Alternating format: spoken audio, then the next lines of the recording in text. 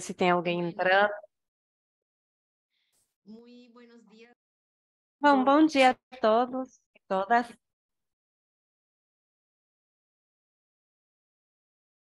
Esse é o segundo encontro de formação para a rede da América Latina e o Caribe para esse ano. E nesse dia vamos falar do terceiro pilar, chamado ação, que é advocacy. E vamos falar das ferramentas que Slow Food usa para a ciência política. Se tiverem entrado depois, vamos pedir para vocês entrarem na língua que vocês quiserem, português, inglês ou espanhol. Tem um serviço de interpretação aqui na parte de baixo do Zoom. E vamos pedir para vocês colocarem também no seu nome. E quando vocês falarem, as intérpretes vão traduzir para outra língua. Eu queria dar as boas-vindas para esse encontro. E queria agradecer vocês por participarem nesse treinamento. Também quero agradecer ao colega Caio, que vocês conhecem. Ele está viajando na Argentina, por isso não entrou, mas ele colaborou organizando esse encontro. Também a Carla, a Sara, o escritório Sheila, a Sara também, que vocês conhecem, ela está coordenando tudo antes e durante os encontros. Também queria agradecer todos os convidados, os palestrantes que vão compartilhar a experiência, o trabalho nos diferentes territórios da América Latina e também as intérpretes por esse trabalho, ajudando com a comunicação entre todos. Esse ciclo de treinamento vai ter 2 encontros, temos esse agora e vamos ter outro semana que vem na quinta. Vários de vocês já participaram de 2 encontros anteriores no mês de fevereiro, coordenados pela Associação Slow Food do Brasil. E vários de vocês ajudaram com a experiência de advocacy. Então, a ideia para isso é continuar com esse trabalho que nós começamos com o Slow Food Brasil. Vamos falar de advocacy na América Latina, o Caribe. E sendo uma instituição internacional, estando no Brasil também, a ideia é que com esses encontros que tivemos em fevereiro e agora, que consigamos ter grupos de trabalho para continuarem com esse trabalho de incidência. Hoje em dia, vamos ter essa sessão mais de experiência, vários colegas vão compartilhar essas experiências e semana que vem, dia 18, vamos ser divididos em diferentes grupos de trabalho. Nós identificamos 5 tópicos e se vocês não tiverem escolhido o grupo de trabalho, vamos pedir, por favor, para vocês fazerem até o final de semana para organizar os diferentes grupos e que todos vocês estejam representados. E vamos pedir para vocês, vamos colocar o link aqui no chat para escolher o grupo de trabalho. Vamos gravar essa sessão. Vocês podem ouvir depois e vamos compartilhar com colegas das diferentes comunidades que não foram selecionados para esse encontro, mas que têm interesse nesse assunto. E vamos pedir para vocês deixarem as câmeras abertas para todo mundo conseguir ver os rostos, como se estivéssemos em um encontro presencial, e o microfone fechado. Quando vocês quiserem, podem levantar a mão usando o Zoom ou colocar aqui no chat e vamos ter espaço de perguntas e comentários. Vamos pedir para vocês, se tiverem as câmeras ligadas, depois vamos tirar uma foto para registrar esse encontro. Bom, eu espero que vocês aproveitem e que consigam usar o que nós vamos aprender aqui dos diferentes colegas. E os diferentes palestrantes são representantes do Escritório Internacional, do Conselho Internacional para a América Latina e o Caribe, e também da rede de organizações. Em primeiro lugar, eu quero dar as boas-vindas e vou pedir para compartilhar um pouco conosco esse assunto geral de advocacy para o food. Então, Rubem Pescador, ele mora em Bruxelas, ele trabalha nesse escritório, trabalha com as relações com a União Europeia e trabalha com agroecologia, slow food. Então, te passo a palavra. Muito obrigada. Olá a todos. Eu sou da Espanha e eu estou trabalhando em slow food há alguns meses. Há 2 anos eu trabalhava para a Via Campesina e nós fizemos uma oficina com eles no Brasil, com o Movimento Sem Terra. E sempre é uma honra trabalhar com o continente da América Latina, porque aparece essa força do movimento que é muito importante. Então, é um prazer fazer isso aqui com vocês. Bom, em primeiro lugar, eu vou compartilhar minha tela. Acho que tem que aceitar.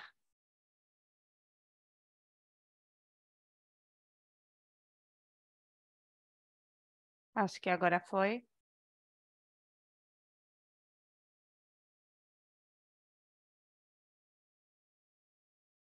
Ah, desculpa, agora foi.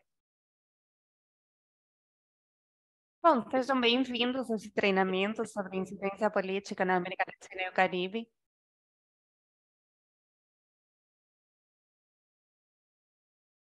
Um momento.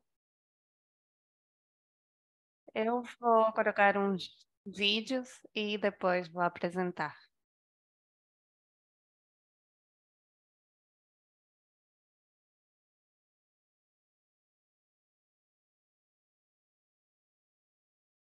Sempre temos esse problema, não dá para ouvir. Aconteceu outras vezes. Ai, que pena, mas era uma música apenas.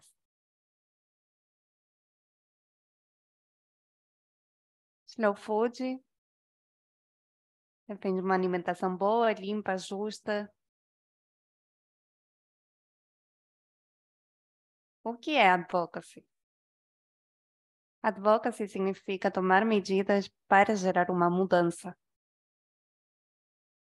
É mobilizar para resolver um problema, apoiar uma causa, defender uma ideia, uma posição, mudar a política. Juntos vamos recuperar o sistema alimentar. Se junte ao movimento. Esse é o primeiro vídeo e agora vamos ver o segundo. E depois vamos ter um slide para saber o que vocês pensam sobre esse assunto e vamos começar com a apresentação. A comida é política. Slow food defende uma alimentação boa, limpa, justa, no mundo todo.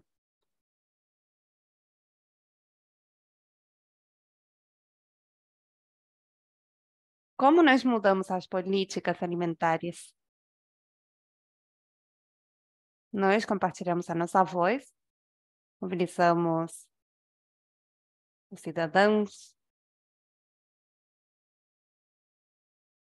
nós criamos consciência sobre as populações, organizamos campanhas, construímos alianças, parcerias,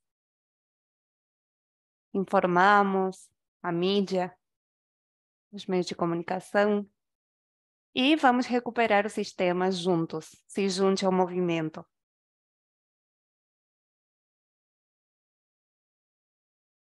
Compartilhei os vídeos. E agora a Sara pode compartilhar a tela e vamos ter o primeiro slide.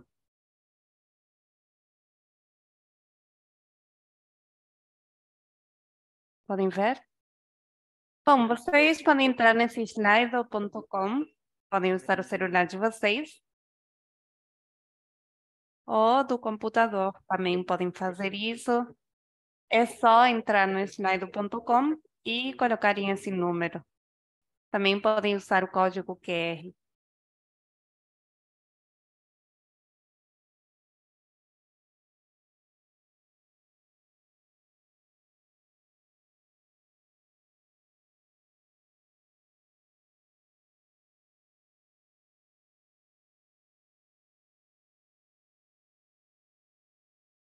Não sei se todo mundo conseguiu entrar, mas a primeira pergunta é: o que é a incidência política? O que é advocacy?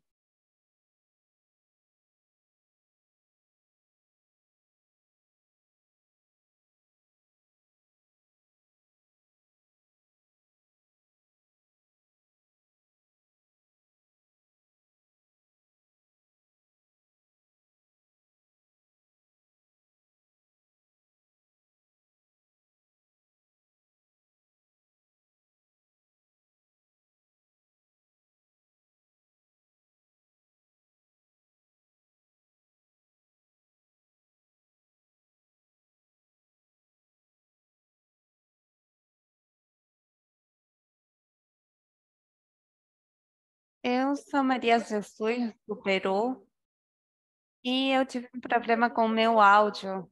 Não entendi o que temos que fazer. Você pode entrar no slido.com com o celular, computador, tem que colocar esse número e depois vai ter várias perguntas na tela. Nós vamos ver as respostas aqui. Então, por exemplo, agora aparece aqui na tela as diferentes respostas que colocaram. Então, por exemplo, para alguma pessoa, o advocacy é defender as mudanças na alimentação. Eu não falo português, mas é influenciar escolhas políticas através de organizações da sociedade civil.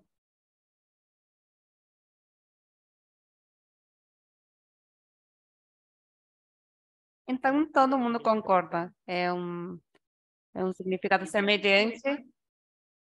E se tiverem algum problema para entrar aqui, eu coloquei o link aqui no chat. Então, se vocês entrarem nesse link, vocês vão diretamente para o Slido. E aí vocês podem colocar a resposta de vocês. Obrigado, Valentina.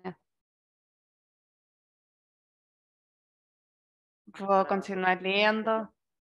Organizar, conseguir ter influência nas diferentes instituições públicas, privadas, fazer mudanças, mudar a toma de decisões políticas, na alimentação e mudanças sociais, organizar a cidadania para exigir ações dos governos em alguns assuntos específicos. Tá, vamos esperar mais um pouco e passar para a próxima pergunta.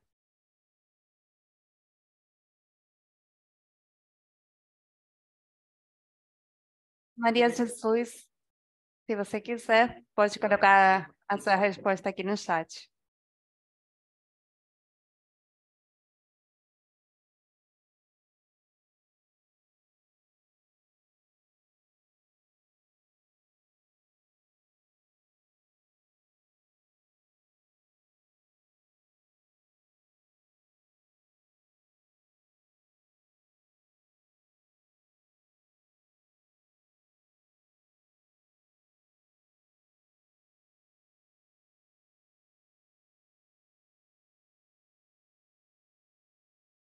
De repente, podemos esperar para a pessoa que está escrevendo continuar.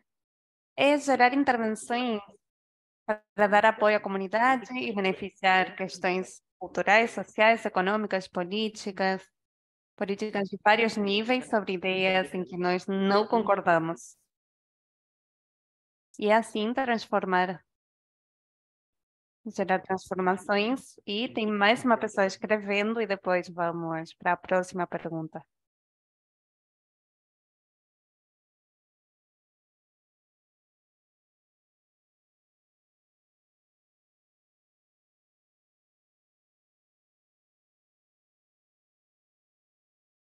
É a ação da cidadania para transformar e impulsionar um objetivo. É a forma em que nós temos uma intervenção nas políticas do país e damos voz mostrando como queremos que os governos trabalhem, sempre respeitando os direitos humanos. Gerar intervenções. E agora vamos para a próxima pergunta. Você tem experiência em advocacy?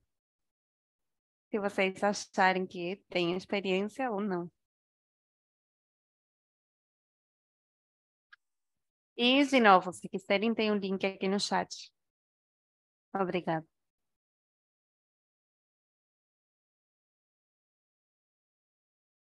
Tem 8 respostas, agora 12, 13. Bom, a maioria.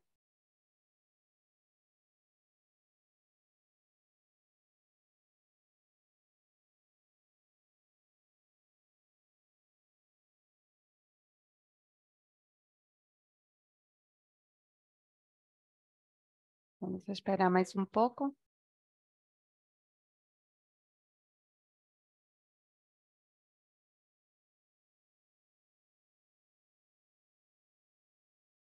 Temos 21 respostas e 73% participou.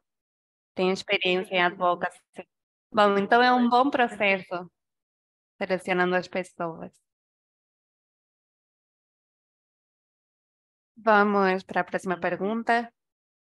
Se vocês colocaram que 5, gostaríamos de saber em que nível? Global, regional, nacional, local?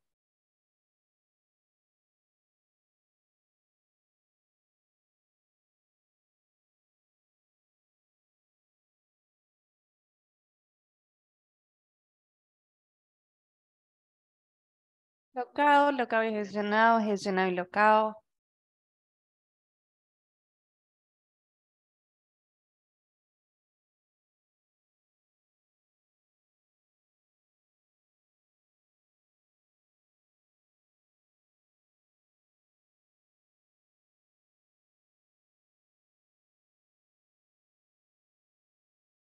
Tá, várias pessoas trabalharam de forma local e regional.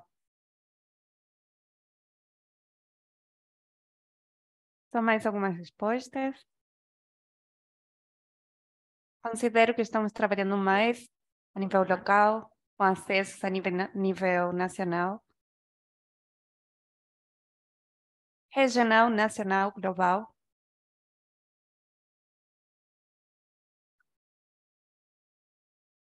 Todos os níveis.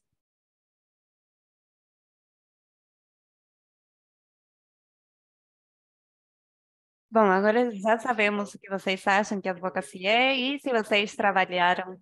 Então, vou compartilhar minha tela de novo e vou começar a minha apresentação. Eu vou tentar ser breve para não aborrecer ninguém e vamos continuar.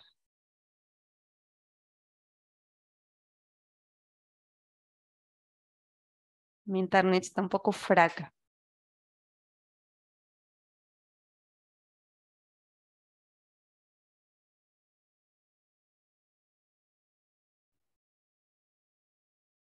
Vou tentar de novo.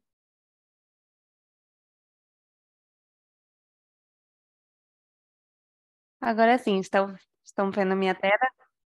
Sim, perfeito.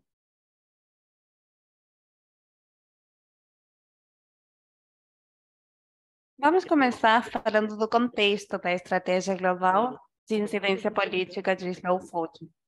A partir de 2020, com o chamado Ação, advocacy começou a ser um dos 3 pilares de slow food. Vocês sabem que temos diversidade, educação e advocacy como os 3 pilares. E advocacy é um dos 3 pilares do slow food. E a partir desse momento começamos esse trabalho para melhorar esse trabalho e empoderar a rede na advocacy. Em 2021, fizemos um exercício para mapear e avaliar todos os pilares com os membros. E aí apareceu essa falta de compreensão e conhecimento de advocacy, e isso era um desafio, porque é um dos pilares. Mas muitas pessoas não sabiam de que trata. Mas também há interesse na rede para aprender, ter uma troca de experiências, ferramentas. Então, isso é uma oportunidade. A partir dessa análise, definimos uma estratégia no documento apresentado no Congresso de 2022, Ação Regenerativa, uma viagem a alimentos bons, limpos e justos para todos, o que inclui as seguintes ações estratégicas no pilar de advocacy. Resumimos algumas. Trabalhar em políticas agrícolas e alimentares focadas na biodiversidade, mudança climática e justiça alimentar, fortalecer a governança do nosso trabalho em incidência, aproveitar o amplo conhecimento da nossa rede para o trabalho de advocacy, fortalecer o trabalho de defesa do nosso movimento global através do desenvolvimento de capacidades para alcançar uma incidência efetiva em níveis de base. Por exemplo, como este treinamento, garantir que a voz de Slow Food é forte em importantes fóruns internacionais e momentos políticos-chave, bem como aumentar a colaboração com organizações associadas, como podem ser outras ONGs, outras organizações da sociedade civil que compartilham o nosso interesse e visão. Em 2022, a partir dessa estratégia, definimos a governança da promoção de Slow Food e formamos o Core Group on Advocacy. É um grupo específico focado na incidência política e ativismo.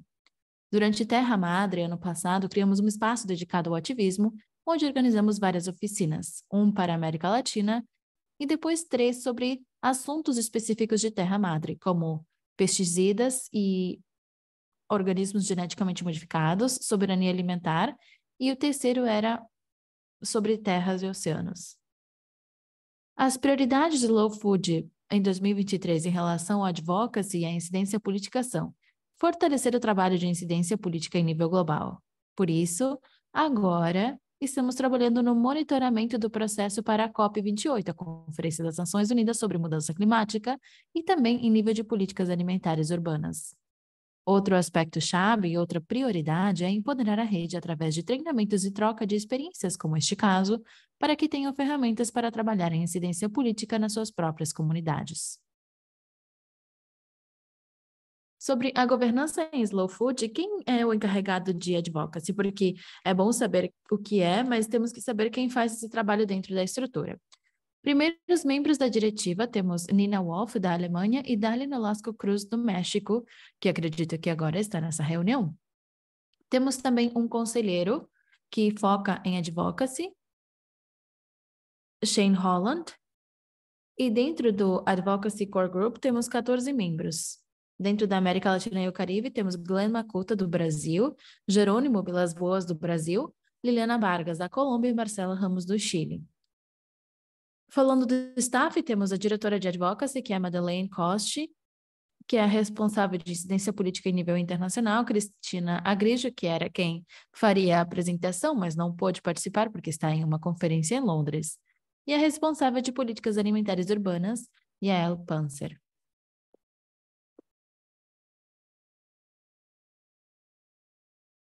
Nós, em Slow Food, entendemos que a incidência política é agir para criar uma mudança, se organizar para tomar medidas que abordem um problema, apoiem uma causa ou defendam uma ideia e um posicionamento para mudar a política. E para que fazer isso? Em primeiro lugar, porque consideramos que as políticas oferecem acesso a alimentos bons, justos e limpos para todos. Como sabemos, a alimentação é política. Todos deveriam ter acesso a alimentos limpos, bons e justos, mas nem sempre é dessa forma.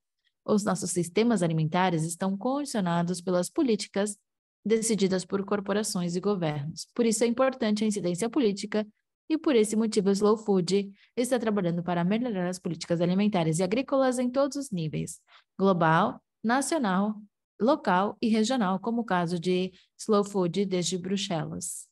Em relação às demandas de Slow Food, temos 10 principais recomendações políticas. Criamos diferentes documentos, e eu vou compartilhar com vocês em alguns minutos. A ferramenta básica que temos é a ideia de que precisamos criar políticas alimentares integradas em nível nacional e local. As 10 recomendações políticas de Slow Food estão aqui à direita. Nós pedimos garantia do acesso a um alimento bom, limpo e justo para todos. Dar prioridade às necessidades das pessoas, especialmente as mulheres, jovens, indígenas e os mais vulneráveis, por cima dos interesses das empresas. promover a agroecologia e apoiar os agricultores, pescadores na transição a uma produção respeitosa com os ecossistemas. Apoio ao desenvolvimento de cadeias de produção mais curtas e resilientes, transformação radical do sistema alimentar, que é uma das principais causas da crise climática e de biodiversidade que estamos experimentando, compromisso em reduzir a produção e o consumo de produtos de origem animal em nível industrial e promover sistemas agrícolas sustentáveis, reduzir a metade do desperdício de alimentos, proteger e promover a biodiversidade, erradicar a fome no mundo e combater todas as formas de malnutrição, promover também o direito a uma alimentação saudável e sustentável, por cima da busca do crescimento econômico. Quando falamos de políticas alimentares integradas, o que isso significa? Essa é uma das demandas-chave de Slow Food. As políticas alimentares integradas são aquelas baseadas na interdependência entre questões do meio ambiente, socioeconômicas, nutricionais e sanitárias, e que estão voltadas para toda a população, sejam consumidores de classe média ou alta ou grupos vulneráveis. Essas políticas requerem da participação de múltiplos atores dentro da sociedade, porque existe uma coordenação vertical entre os diferentes níveis de governo, seja nível federal, estadual, municipal, e também uma coordenação horizontal entre os diferentes setores da sociedade. Mais do que reunir ou somar um conjunto de ações, essas políticas públicas e essas ações devem ser para abordar as diferentes problemáticas alimentares de forma simultânea e complementar. Na Europa, temos alguns problemas enquanto a isso, porque há algumas políticas que não estão buscando aliviar os problemas alimentares, mas em muitas ocasiões, sim, as grandes corporações.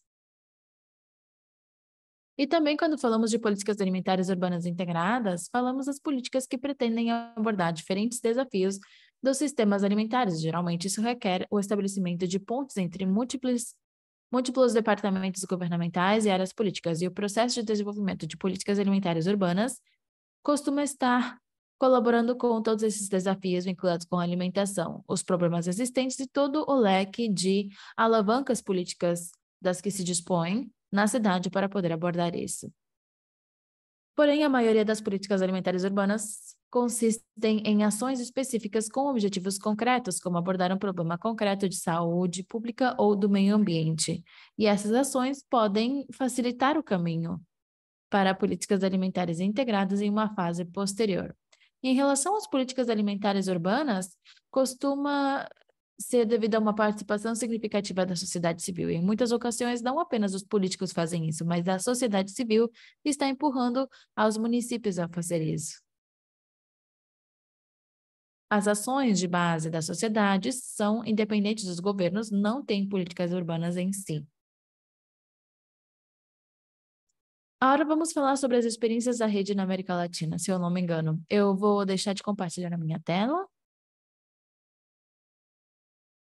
e depois eu continuo. Muito obrigada, Rubem, pela sua apresentação, foi muito clara. E antes de passar a palavra para os colegas da América Latina e do Caribe, eu gostaria de dar as boas-vindas aos participantes que estão aqui conosco hoje, que fazem parte da rede IBNA, que são da Rede Indígena do México. Eles estão fazendo um curso de incidência política e, neste processo, participam da jornada de hoje e também da próxima semana aqui conosco. Queria agradecer também a presença de Dani Nolasco, porque, além de fazer parte da rede indígena e impulsionar essa rede, também faz parte da junta diretiva de Slow Food Internacional. O colega Francisco disse que a rede indígena preparou uma oração, então eu passo a palavra para eles, antes da Leide. Obrigado, Dali. Nós, como rede de povos indígenas, começamos o treinamento com um momento especial, um momento espiritual, para nos conectar com essa outra parte da biodiversidade.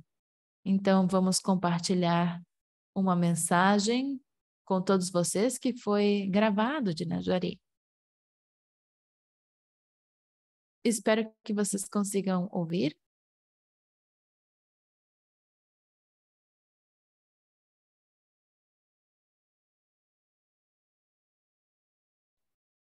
Palestrante falando em língua indígena.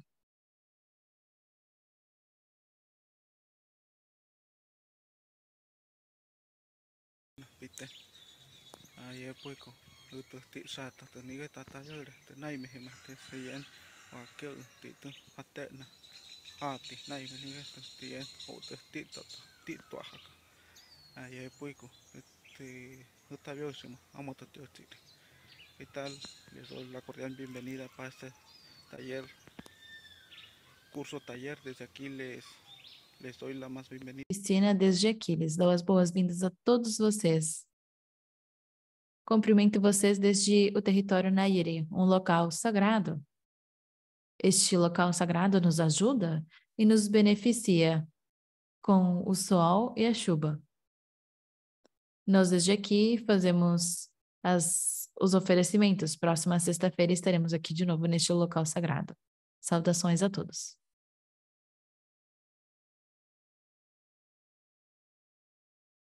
Obrigado. Muito obrigada. Obrigada por participarem dessa jornada de treinamento junto conosco.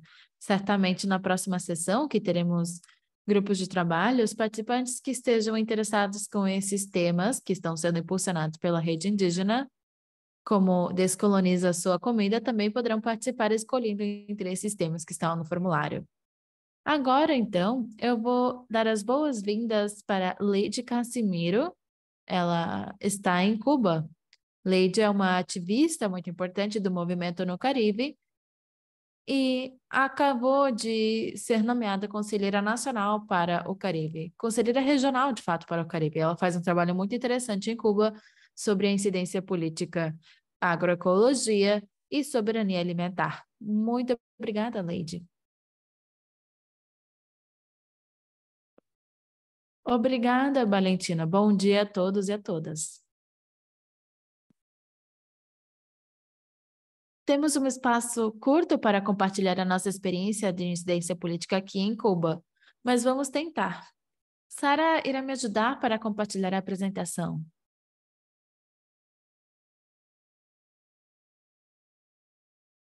Conseguem ver? Sim, perfeito. Obrigada, Sara. Sara, você pode colocar em tela completa? Obrigada. Podemos passar para a próxima, Sara.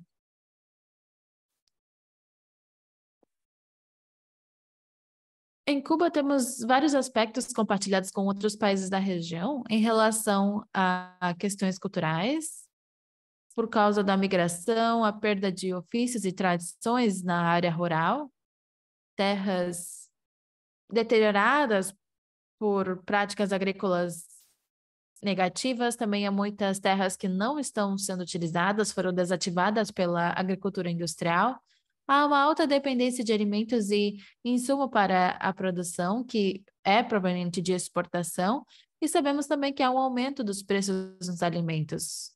Por causa da pandemia também, no caso de Cuba, temos um bloqueio muito forte, dejeitos alimentares também, porque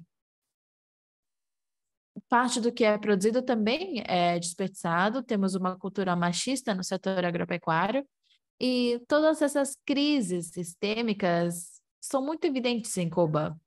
Nós somos um grupo de massa crítica formado por várias instituições e pessoas que trabalhamos durante os últimos tempos e agora nós nos integramos e tivemos a chance de apresentar essa situação e algumas demandas em relação à ecologia e segurança alimentar para o presidente e para o Conselho de Ministros. Também participou o movimento de alimentação sustentável que, em Cuba, é como a pata do slow food em nível territorial. Vamos para o próximo slide.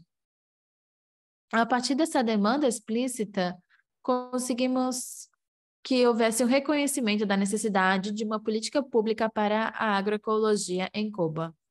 Pela primeira vez no nosso país, trabalhamos sobre o conceito de agroecologia. Não vou ler, mas fica o conceito ali para vocês.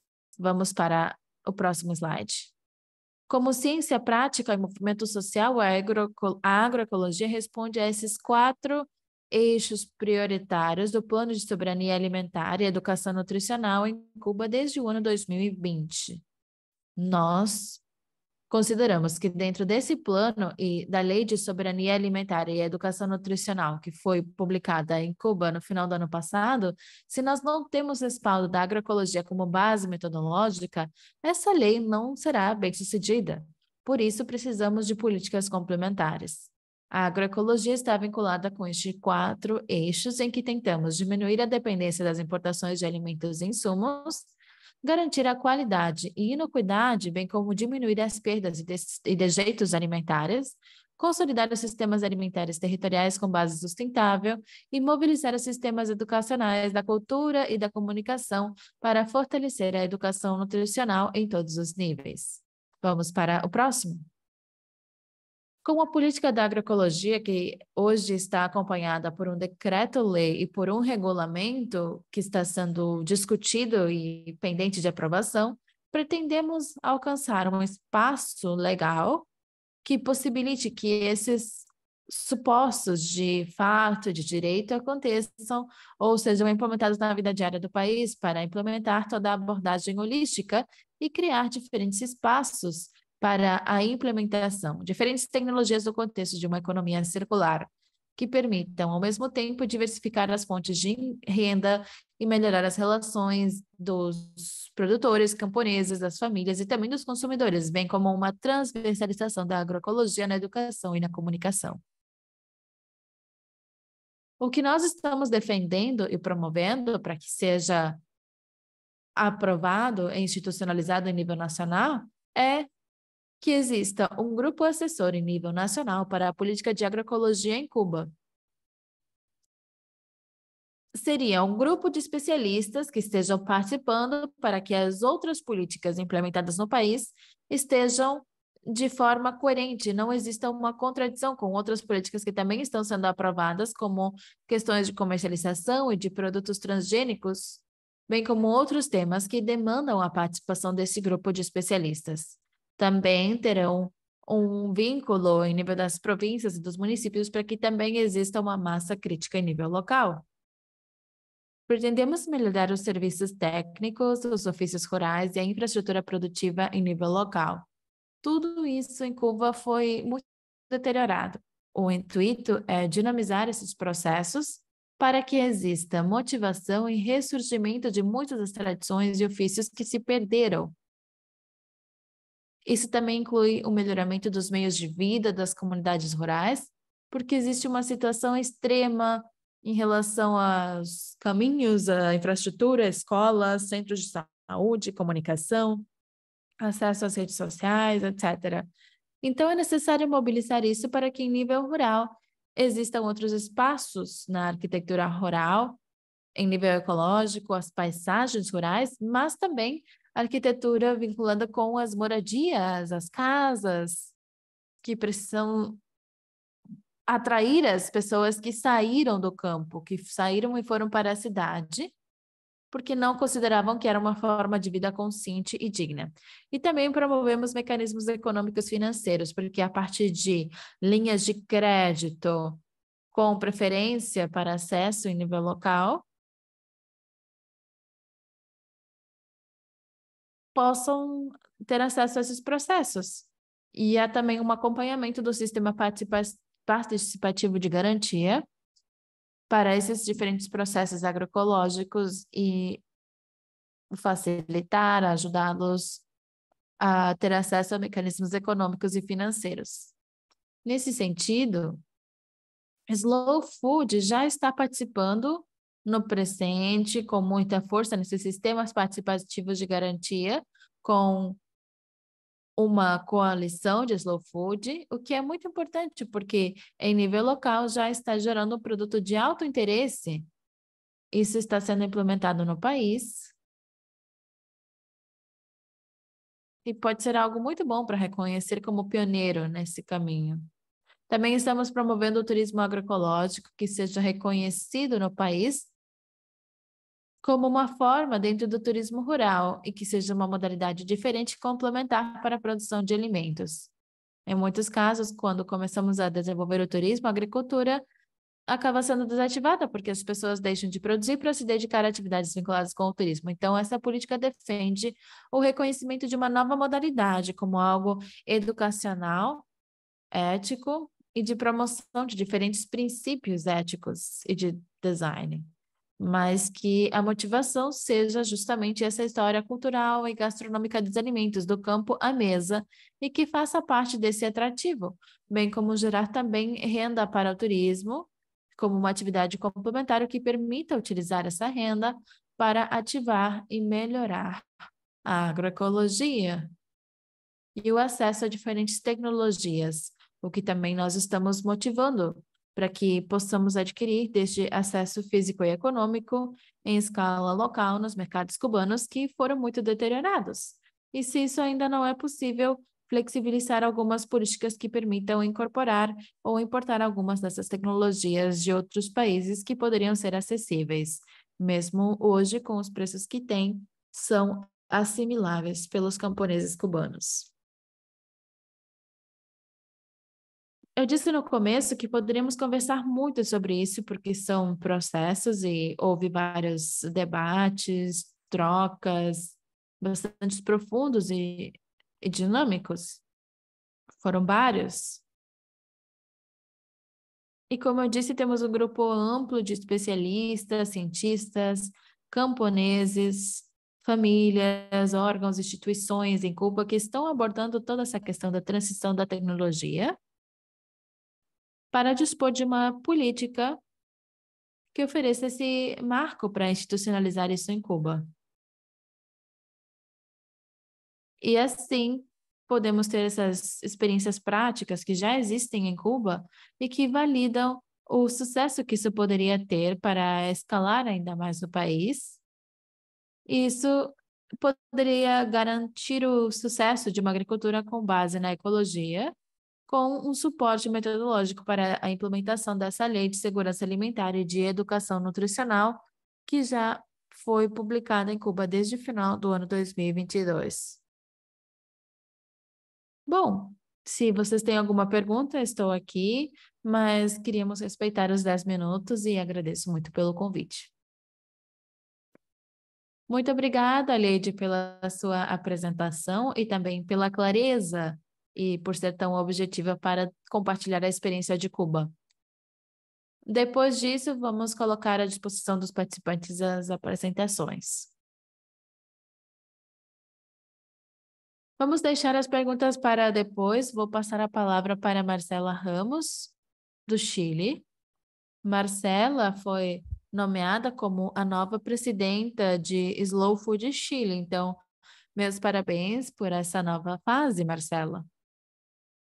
Marcela irá compartilhar conosco a experiência da rede chilena na participação para a incidência na Constituinte do Chile. Muito obrigada.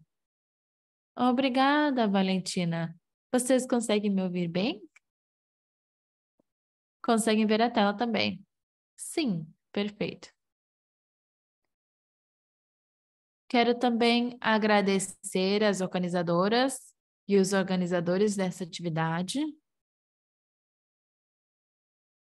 Esse é o tipo de coisas que teremos que fazer o tempo todo. Comunicação, compartilhamento de informações e refletir juntos. Isso é algo primordial. É muito importante que também estejamos aqui reunidos, companheiros e companheiras de diferentes países, construindo essas redes que são muito necessárias para o nosso objetivo. Nós preparamos uma apresentação que era para a Terra Madre e eu fiz alguns ajustes apenas para poder adaptá-la ao tema de hoje. Vou colocar um cronômetro para respeitar o tempo. Eu sou Marcela Ramos, sou do sul de Chile, no arquipélago de Chiloé, na comunidade Lamelga, e participo também do diretório de Slow Food Chile. Há pouco tempo fui nomeada para a presidência deste novo período, mas nós temos um sistema horizontal de trabalho. São cargos de representação Isso nos outorga a possibilidade de poder compartilhar e participar em diferentes espaços. Nós fizemos isso de forma coletiva, por isso eu sempre falo no plural. Nós colocamos este nome a essa apresentação que fizemos em Terra Madre, que é Direito Constitucional a uma Alimentação Boa, Justa e Limpa. Eu vou começar bem rápido com um pouco de história. Mas antes, eu queria compartilhar com vocês o prelúdio do texto constitucional que nós perdemos. Nós, do povo do Chile, desculpem, voltei agora.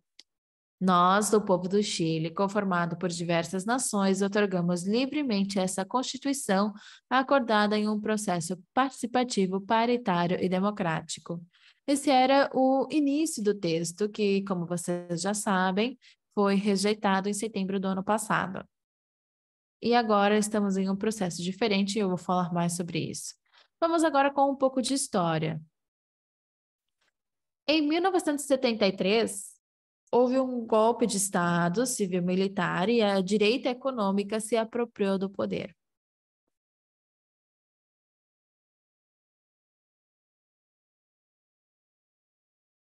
Além disso, as ideologias de esquerda foram eliminadas física e politicamente. Em 1980, foi imposta uma Constituição aprovada através de um plebiscito que foi irregular. Muitas pessoas votaram mais de uma vez, não existia um cadastro eleitoral. E foi assim que impuseram essa Constituição. E o principal efeito era caminhar para o neoliberalismo.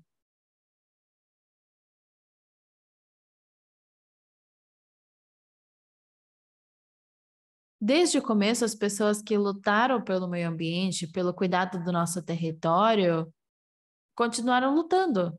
Houve diferentes mobilizações, diferentes organizações no país inteiro, e nós sempre defendemos o nosso território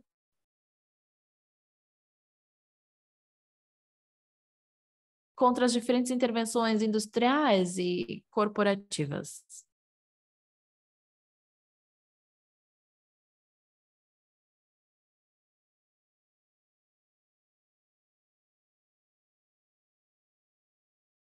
Finalmente, entre 2018 e 2019, os estudantes do Chile também foram à rua, os cachorros também.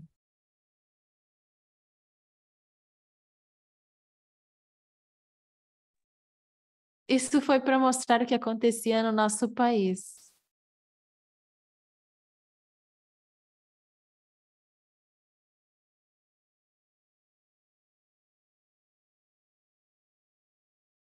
O país inteiro foi alagado com diferentes mobilizações, marchas, demonstrações, assembleias, reuniões, entre todas as pessoas que queriam defender o território e queriam denunciar o que acontecia. Foi assim que nós nos unimos.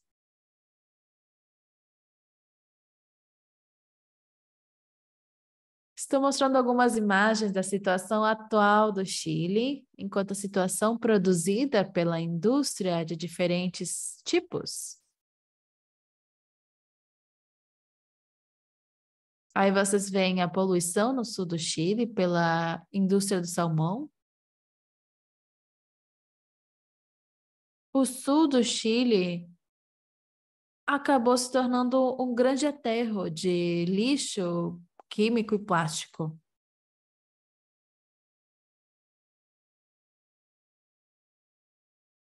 Outra coisa gerada a partir dessas protestas é que muitas das personagens da liderança do país são financiadas por grandes empresas e existe, digamos, um complô entre supermercados, farmácias, distribuidores de gás.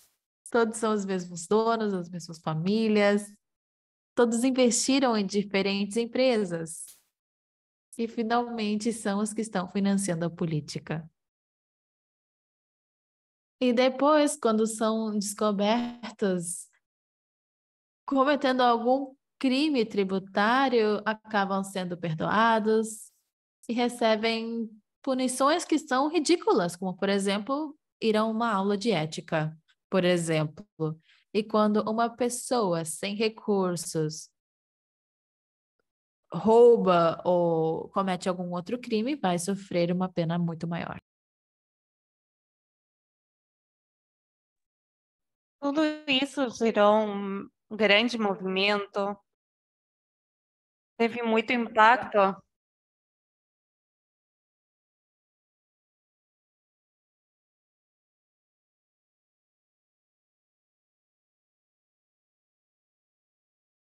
E tudo isso fez com que os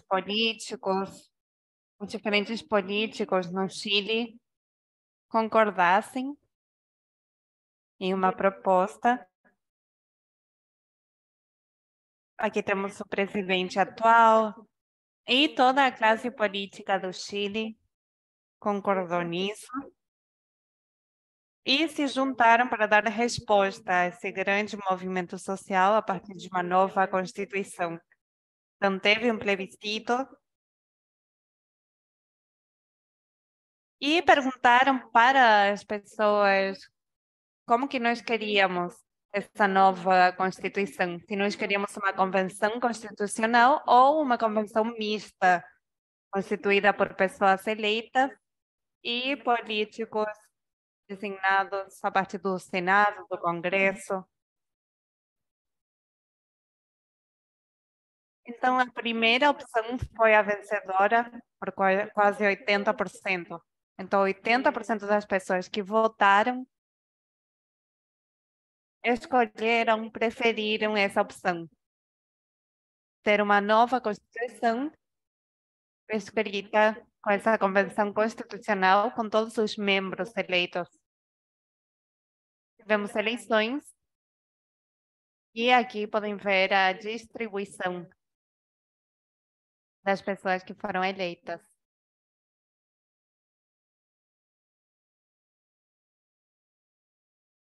Então, o mais importante dessa eleição é que a maioria das pessoas não pertenciam a partidos políticos. Eles faziam parte de movimentos sociais que tinham a ver com direitos básicos, como direitos do meio ambiente, acesso à água, feminismo. Também vários colegas dos povos originários. Então, a distribuição do grupo era bastante diversa. E algo importante que aconteceu é que a primeira presidenta da convenção foi Lisa Loncón, dos povos originários, e isso foi muito significativo. Ela é a Carolina, ela é a presidenta anterior de Slow Food do Chile. Ela, eu e outros colegas participamos de formativa para apresentar iniciativas populares que depois virão artigos da Constituição que não foi aprovada, mas também aparecem as participações deles. Vocês podem ver a nossa participação nas redes sociais, no site. Aí mostramos como que nós conseguimos levar à mesa essa questão da alimentação, das sementes, a água. Nós trabalhamos em conjunto com a Anamuri, que é a Associação Nacional de Mulheres Rurais Indígenas, e trabalhamos nesses assuntos, economia social e vários outros.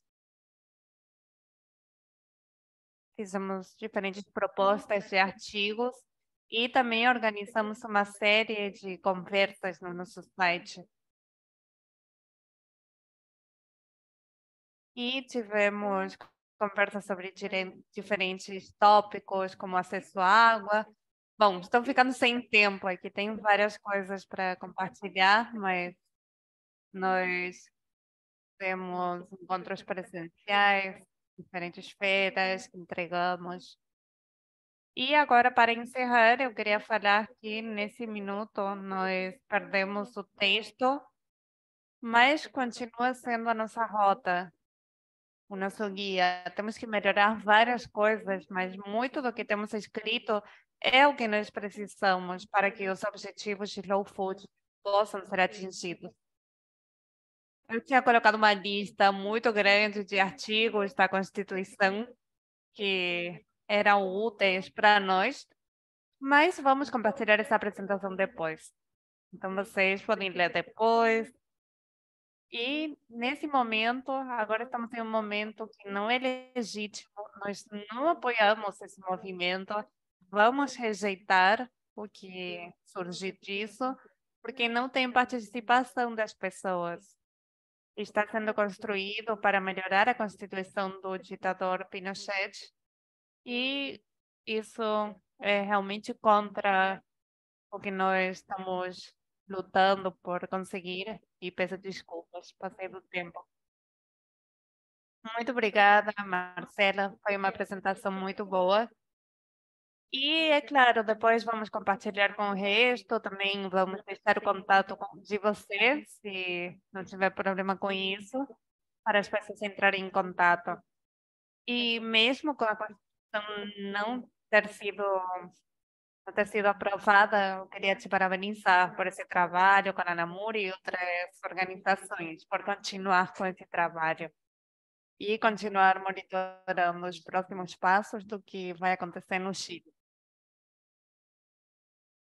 Agora eu passo a palavra para o colega Glenn Mahuta, do Brasil. Glenn é integrante do Grupo do Brasil.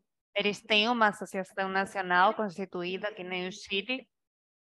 Então, nesse momento, Glenn é responsável da articulação dentro da rede de Slow Food do Brasil e com outras organizações da sociedade civil.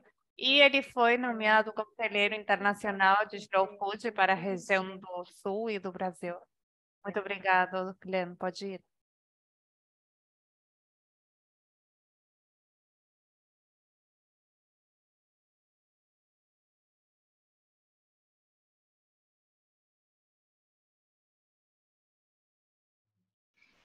Eu estou tentando aqui compartilhar minha apresentação com vocês. Acredito que isso vai entrar logo. Me avisem se entrar. Chegou. Chegou? Tá. Então, a experiência que eu vou compartilhar com vocês, né, é uma experiência bem pontual, que foi o do Tribunal Popular da Fome, né? E para contextualizar isso, eu vou contar um pouco da história, né, que aconteceu por trás disso. No ano de 2019, quando o Jair Bolsonaro assumiu a presidência da República, ele extinguiu o CONSEA, que é o Conselho Nacional de Segurança Alimentar e Nutricional. E esse espaço é o principal espaço que a gente tem de participação e controle social das políticas alimentares, né? Por meio dele que a gente conseguiu incluir, por exemplo, essa luta aí que o Chile acabou de relatar, né, da inclusão do direito à alimentação como direito constitucional, né? Isso aconteceu em 2009. E uma série de outras políticas estruturantes foram colocadas em prática, e de tal forma que o Brasil pela primeira vez saiu do mapa da fome, né, em 2014. Só que a partir do golpe de Estado que destituiu a presidenta eleita Dilma Rousseff, em 2016, foi iniciado uma série de desmontes de políticas públicas que garantiam o direito humano à alimentação adequada. Então, nesse cenário, a gente começou a ter uma situação muito complexa, né? E as organizações da sociedade civil se organizaram para montar um coletivo para garantir que essas questões sobre soberania e segurança alimentar e nutricional continuassem sendo pautadas. Uma das principais atribuições do Conselho, né, o CONSEA, era o de chamar a Conferência Popular a cada 4 anos. E justamente no ano em que ocorreria a Conferência Nacional, o então presidente, extinguiu esse órgão, né? Então, as organizações da sociedade civil se juntaram para tentar realizar essa conferência, né? A gente tentou fazer isso antes da pandemia, né? Até então a gente não tinha a menor ideia de que isso estava se aproximando, mas isso fez com que a gente se mobilizasse, né? Tentamos até fazer uma conferência presencial, o que se mostrou bastante difícil por conta de recursos financeiros, né? Então, essas organizações que vocês estão vendo aí, os logos, né, incluindo o Slow Food Brasil, compõem essa conferência popular, né? Junto temos parceiros muito importantes, como o Fórum Brasileiro de Soberania e Segurança Alimentar e Nutricional, a FIAN, o Movimento Sem Terra, a Via Campesina, a Coordenadoria Nacional das Comunidades Quilombolas, né? Então, são vários atores sociais muito relevantes na luta aí, contra a fome no Brasil. E a situação de fome foi se agravando muito ao longo da pandemia, né? A gente já tinha um cenário de fome que estava se agravando desde 2016, mas durante a pandemia a situação ficou muito crítica. E essa é uma das cenas que foram muito emblemáticas no Brasil, né? Que era a fila do osso. Eram ossos de carnes que a população faminta buscava para conseguir ter alguma coisa para se alimentar. Então, eram filas enormes e carcaças de carne em situações totalmente duvidosas, né? E a sociedade civil se mobilizou, então, em ações de solidariedade. Era muito comum as organizações e movimentos sociais se organizando para distribuir marmitas e alimentos, né, para garantir que as pessoas pudessem ter alguma dignidade aí na vida, né? E houve um total apagão dos dados oficiais, né? Então a gente teve no final de 2020 já eram considerados 19,1 milhões de pessoas em situação de insegurança alimentar grave, né? Que é a fome crônica. Que chegava a 19,1 milhões no final de 2020. No início de 2022, esse número já saltou para 33 milhões de famintos, né? Isso, se a gente considerar insegurança alimentar média e leve, esse valor sobe para mais da metade da população brasileira, né? Mais de 120 milhões de pessoas. Então, esses outros níveis de insegurança alimentar são pessoas que não têm menor garantia de que conseguiriam obter qualquer refeição durante um dia, né? E os de insegurança alimentar grave são aqueles que estão em situação de fome crônica, né? De vários dias sem ter o que comer. Então, nesse sentido, a Conferência Popular, né, a gente se mobilizou para fazer um tribunal simbólico, né, como muitos outros tribunais populares que já surgiram pelo mundo, né, como o Tribunal contra Monsanto. A gente tem um Tribunal Permanente dos Povos do Cerrado aqui no Brasil. Enfim, a gente se utilizou dessa ferramenta para denunciar, né, a situação de fome no Brasil, para denunciar o próprio governo federal como ator importante e causador dessa fome, e para que isso fosse divulgado aos 4 ventos, né? Então, no Brasil, a gente tem uma ferramenta, um instrumento jurídico, que é a ADPF, né, que é a Arguição de Descumprimento de Preceito Fundamental, que é quando o poder público ele viola princípios constitucionais que são considerados fundamentais, né? Que nem o direito à vida, à saúde, a alimentação entra aí no meio desde que a gente conseguiu incluir como direito constitucional. Então, o governo federal estava violando uma série de preceitos dos preceitos constitucionais, né? E por isso deveria ser punido, né? Então, a gente considerou, então, que a situação de fome, ela estava associada a toda a situação calamitosa, né, que o país foi direcionado, né, então, de desemprego, de precarização do trabalho, de remoção e despejo de pessoas em moradias irregulares, de aumento da população de rua, do racismo, da criminalização dos que passam fome, do aumento vertiginoso do preço dos alimentos. Então, era uma série de situações que estavam acontecendo que simplesmente só agravavam, né, a fome, e sendo que o Estado tem o dever de garantir que as pessoas não passem fome, né, de garantir o direito humano à alimentação. E para além disso, tinha uma série de, além da inação, eles também atuavam contra, né, para que a fome agravasse. Então, uma série de políticas de fortalecimento da agricultura familiar foram desmontados, né? A questão do acesso à água de qualidade também foi comprometida bastante, principalmente nas regiões de semiárido.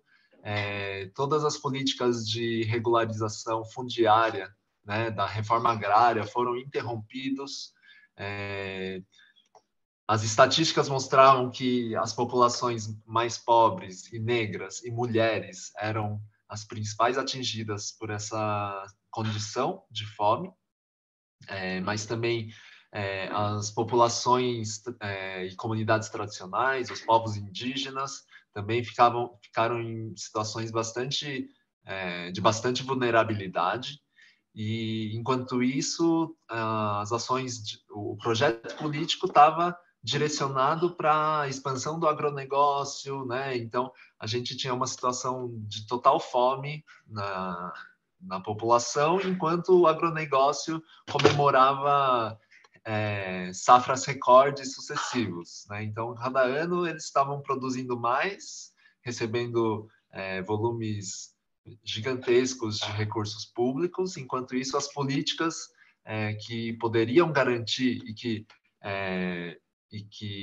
permitiram, né, que o Brasil, inclusive, saísse do mapa da fome, foram totalmente descontinuados, né?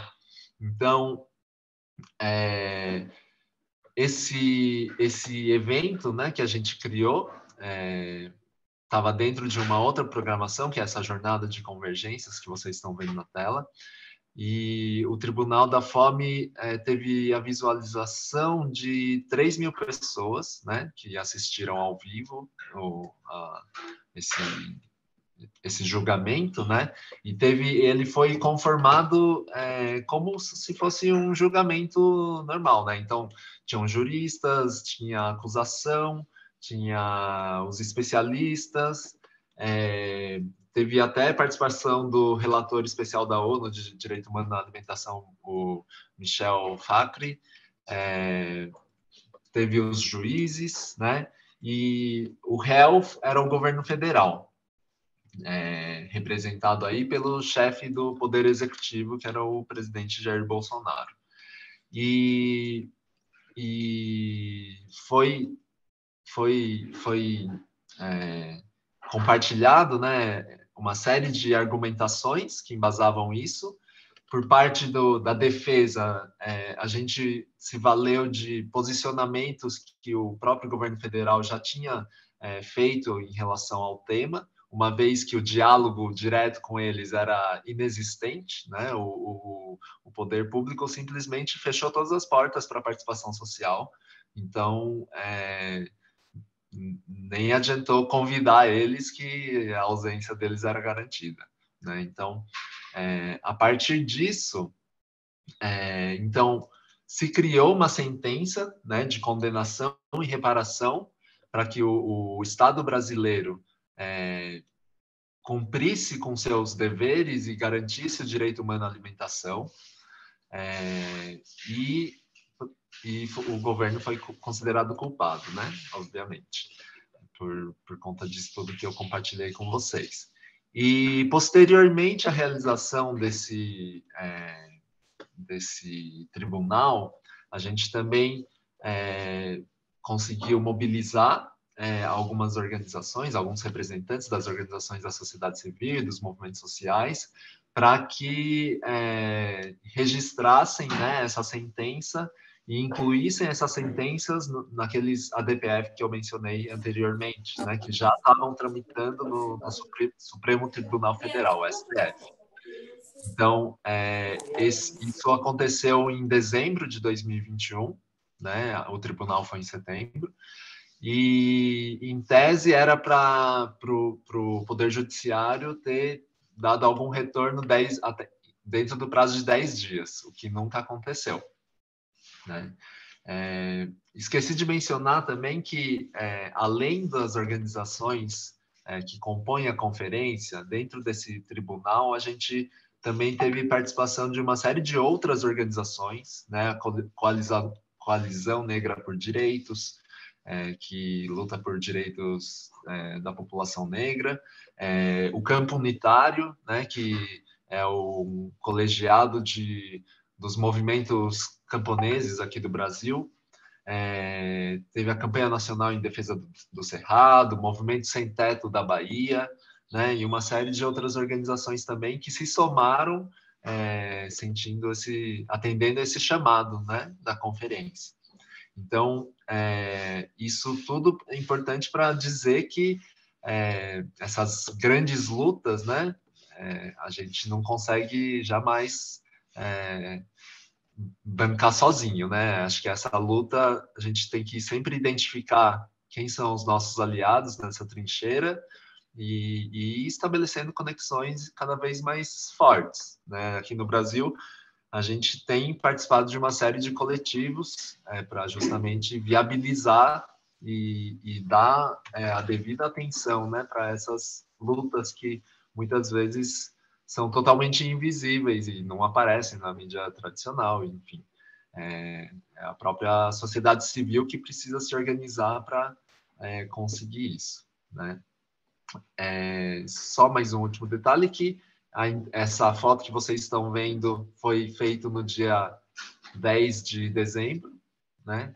Coincidentemente é o dia do Terra Madre, mas é o Dia Internacional dos Direitos Humanos, né? Então foi um dia bastante feliz e simbólico para colocar isso. Então, eu finalizo por aqui, né, o relato desse tribunal, dizendo que atualmente a gente tem uma situação um pouco melhor, né? Claro que todos os desmontes que aconteceram nos 4 anos anteriores ainda vão ser muito difíceis de serem revertidos, mas atualmente a gente já tem um estado em que valoriza o diálogo e a participação da sociedade civil. Então, uma série de encontros e possibilidades se abrem para que a gente consiga aí mudar a realidade aqui no país, que infelizmente é muito semelhante a vários outros países aqui da América Latina. Então, muito obrigado. Muchas gracias, Glenn, por compartir esta Muito experiencia. obrigada, Glenn, por compartilhar sua experiência. E ainda bem que depois de voltar de Terra Madre, agora tem um governo no Brasil. E esse diálogo de advocacy com o governo pode ser realizado de novo. Bom, temos pouco tempo, porque começamos um pouco tarde, enquanto todo mundo entrava. Então, agora vamos abrir o espaço para perguntas, respostas, comentários. Vamos pedir para vocês serem bem objetivos, breves, para cobrir as dúvidas de vocês. E também vou ler um comentário que tem no chat de um colega do México, que teve que sair, Alversan. Ele diz: a apresentação foi muito boa. E em outro momento eu gostaria de saber os novos objetivos de biodiversidade 3030, porque no objetivo 10 menciona conseguir ter as superfícies dedicadas à agricultura com uma gestão sustentável. Esse ano vamos trabalhar nos indicadores, nas aplicações e temos que estar pendentes disso. E também diz que na UICN, em 2020, para sobre a geração de práticas agroecológicas como soluções baseadas na natureza. Alguém tem alguma pergunta? Vocês podem levantar a mão, podem colocar no chat.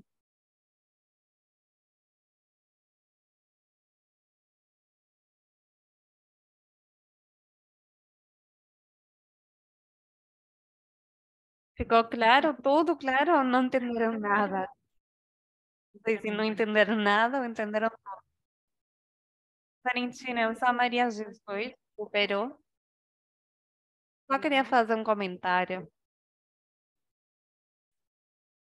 Todas as experiências foram muito valiosas, tudo que vocês compartilharam. Marcela, Glenn, eu consegui conhecer o Glenn, Terra Madre. E tudo isso está nos motivando para que em todas as regiões nós consigamos nos unir. Aqui no Peru é uma experiência nova e assim nós conseguimos trabalhando dessa forma que eles estão ensinando agora. E fazer e compartilhar com os representantes a importância de trabalhar com alimentos que sejam saudáveis, ainda mais nas escolas, porque na minha região, aqui no Peru, é uma região com a taxa mais alta de fome das crianças, então agradeço por todas as informações que vocês compartilharam e isso nos ajuda a continuar com esse trabalho que vocês fazem. Muito obrigada, Maria José. Eu espero que consigamos continuar com esses processos. Nós estamos no começo desse processo de treinamento, vamos ter vários. Mas a ideia também é abrir essa possibilidade de outras pessoas, outros integrantes da rede participarem.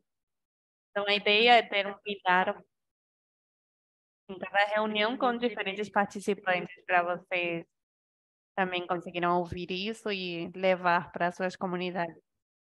Mas alguém tem algum comentário, alguma dúvida? Caso contrário, vou passar a palavra para o Rubem de novo, que vai compartilhar um pouco as ferramentas que nós usamos, por enquanto, na Advocacy, na União Europeia, mas, de repente, algumas podem ser aplicadas nos países de vocês.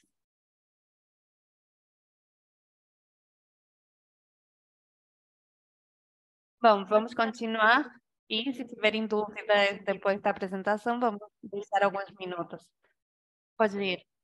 Tá, obrigado, Valentina. Vou tentar ser breve, que estamos com pouco tempo. Vou resumir um pouco, vou compartilhar minha tela. Só um momento. Antes de falar das ferramentas, vou falar dos fatores. Fatores ao interior das organizações da sociedade civil que, de uma maneira ou outra, condicionam a forma de fazer incidência política. Mas também alguns fatores nos estados que condicionam também como fazer incidência política. Eu não vou ler tudo, vou ser um pouco mais breve. Os fatores que determinam como as diferentes organizações de slow food têm a capacidade de incidir em política. Um fator-chave é o conhecimento sobre como funciona o Estado e o município. para poder participar em alguma coisa, temos que saber como funciona e conhecer também as formas de entrada. Quais são as portas para entrar em contato com o Estado e o município? Também disposição de interagir com o governo. Outra questão importante é a disposição de construir e fortalecer alianças com outras organizações civis, porque unidos somos mais fortes e quando falamos e colaboramos com outras organizações, podemos ter mudanças ainda maiores. Outro fator muito importante é a clareza sobre a missão do grupo ou coalição. É necessário ter uma missão articulada que seja clara, com um objetivo claro, que nos ajude e que seja um norte. Conhecimento do contexto político atual é algo chave também, saber como é a realidade e fazer uma análise objetiva com colocações técnicas é muito útil também. A gestão das informações e a capacidade de investigação ou pesquisa é também chave. É importante usar os especialistas da rede e as pessoas com conhecimento que temos na rede para criar diferentes pesquisas dentro da rede e tentar ter maior incidência política. Um componente educacional interno, esse tipo de treinamento, bem como outras análises e tal, é algo extremamente relevante, e a disponibilidade de recursos humanos, materiais e econômicos, pois se não temos dinheiro, pessoas ou materiais, é muito difícil fazer alguma coisa. Outros fatores que determinam as oportunidades e ameaças são os do contexto. É importante analisar em que contexto nós vivemos para saber de que forma podemos agir. Um fator-chave é a abertura democrática. A incidência política requer dos governos abertos para respeitar direitos humanos básicos, como a liberdade de associação, liberdade de expressão, de imprensa, de vida e tal. Porque, caso contrário, é muito difícil fazer incidência política. A equidade social em nível econômico e cultural também é chave. Se há pessoas que estão sendo marginalizadas na sociedade, é muito difícil ter diferentes iniciativas e planejar isso. Portanto, é chave ter igualdade na sociedade. A descentralização é também um ponto muito importante, e há diferentes níveis de descentralização em diferentes estados, o que determina de que forma podemos agir em diferentes níveis e os diferentes pontos de cada nível. A democratização do acesso aos meios de comunicação é também um ponto muito importante. Quem está trabalhando com os meios de comunicação, quem está financiando esses meios de comunicação, há meios disponíveis que são poucos ou muitos, tudo isso determina a forma de acesso às informações do público em geral e também a forma que as nossas organizações podem se expressar. E também, outra questão fundamental é a transparência, porque para que a cidadania possa agir é necessário ter acesso às informações públicas e que tudo seja aberto. Esses fatores determinam a forma de agir e também podem nos ajudar a definir um caminho para poder ter mais incidência política.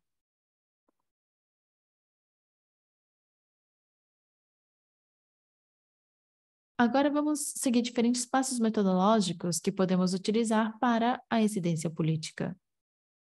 E eu vou dar um exemplo. O primeiro passo seria identificar e analisar um problema. Para poder incidir em política, temos que saber qual é o problema e por que queremos resolvê-lo. O segundo ponto é a proposta. Não pode ser negativo somente, tem que ser também construtivo. Temos que imaginar, ter uma visão sobre o objetivo que queremos alcançar. A análise do espaço de decisão, quem, como e quando toma decisões sobre essa política, os canais de influência, quais são os atores, também fazer uma análise de fraquezas, oportunidades, fortalezas e ameaças também, para saber quais são todos esses elementos e como utilizar isso. Também como poder tornar as fraquezas e ameaças em aspectos positivos. E o sexto ponto seria a formulação de estratégias de influência, como podemos influir na toma de decisões e fazer uma estratégia criativa. Também elaborar as atividades, porque uma vez que temos uma estratégia, temos que criar atividades específicas. E no final desse processo é necessário ter uma avaliação continuada. Uma vez que terminamos um processo importante, é necessário analisar como foi feito, o que conseguimos, o que não conseguimos e ser construtivos, para que depois também no futuro, quando nós queremos fazer a mesma coisa, possamos fazer isso melhor. Aqui algumas coisas que Slow Food como rede pode fazer para incidir nas políticas. Agir para promover leis e políticas públicas que consigam garantir uma alimentação boa, limpa e justa para todos, influenciar nos responsáveis da tomada de decisões, organizar campanhas e mobilizações, apoiar os camponeses agrícolas e criar parcerias para a mudança, ou coletar provas sobre o que deve mudar no nosso sistema e como fazer isso, bem como utilizar os meios de comunicação para pressionar os responsáveis e também informar os cidadãos. Vamos falar sobre como incidir em nível local.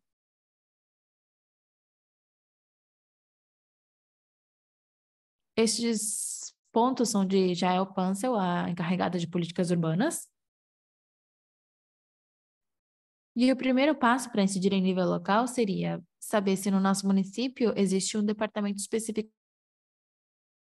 Caso não exista, o que costuma acontecer em áreas menores, temos que ver em que áreas são abordados os temas de alimentação, pode ser saúde, agricultura, comércio e assim por diante.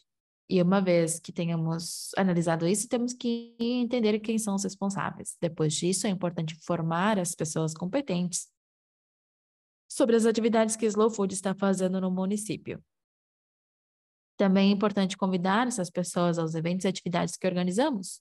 Não apenas informar, também precisam participar para que tenham mais interesse e para que exista um vínculo estreito com os governantes. Depois disso tudo, temos que identificar e definir o marco do problema, ver qual é o problema e propor soluções. Como eu disse antes, precisa ser construtivo. Aqui temos um exemplo. Os agricultores não têm acesso ao mercado e as crianças não têm acesso a boa alimentação no refeitório. Qual o motivo? Qual a solução que podemos propor?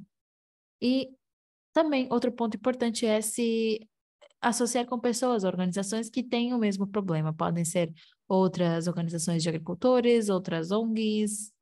E é relevante fazer ouvir as nossas vozes. Mais uma vez, o vínculo com a imprensa e com os meios de comunicação é chave para que a cidadania e os governantes possam nos ouvir. Aqui temos algumas ferramentas que estão à nossa disposição e podem ser utilizadas. Temos aqui todos os links para que vocês possam acessar depois, quando enviemos os slides. Por um lado, temos os documentos de posicionamento e outros documentos políticos de Slow Food Internacional sobre diferentes temas, agroecologia, bem-estar animal, organismos geneticamente modificados, solos, biodiversidade, mudança climática e tal. Muitos foram elaborados com financiamento da União Europeia. Então, muitos deles têm foco na União Europeia, mas, no geral, nós sempre tentamos ter uma parte no início com uma visão global e depois a segunda parte costuma ser com uma abordagem mais europeia. Mas todos esses documentos podem ser utilizados em qualquer parte do mundo. No geral, nós expressamos muito bem o posicionamento de Slow Food sobre esses temas. Também há outros documentos adaptados pela rede. Alguns foram adaptados pela rede de Slow Food Brasil, como, por exemplo, este documento de posicionamento do Slow Food Brasil sobre agroecologia, mas também há outros sobre sementes, bem-estar animal, OGM e assim por diante. Seria interessante fazer o mesmo com outros países da América Latina também. E temos outros materiais criados no marco de Terra Madre no passado pela área de ativismo. Temos vários vídeos sobre pesticidas e OGM, soberania alimentar, terras e oceanos, que, como eu disse no início, são pontos fundamentais para a Slow Food nível internacional, vinculado com o ativismo. E temos também documentos compilando a experiência da rede nestes mesmos temas, bem como essas 10 recomendações políticas que eu comentei antes. Temos também alguns vídeos. Os vídeos que eu mostrei antes sobre o que é incidência política e como podemos mudar as políticas alimentares, algumas campanhas de rede sobre assuntos específicos, como México sem transgênicos, criado por Slow Food México, ou queijo artesanal de leite cru, elaborado por Slow Food Brasil.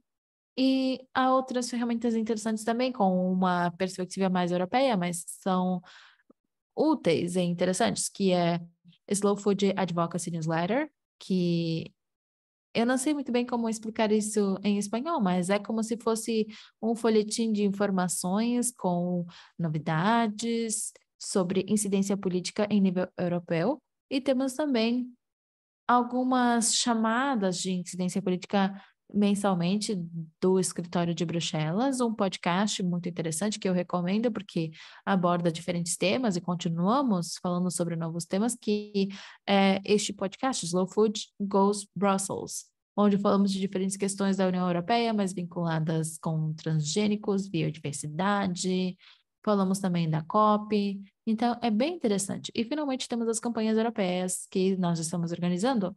Uma delas é a Iniciativa Cidadã Europeia sobre abelhas polinizadoras.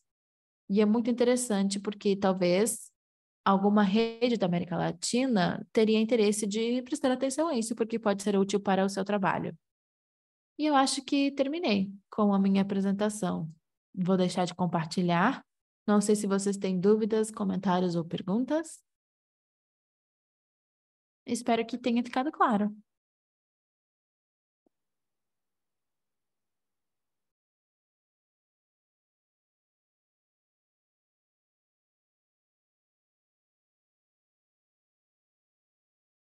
Parece que foi muito claro.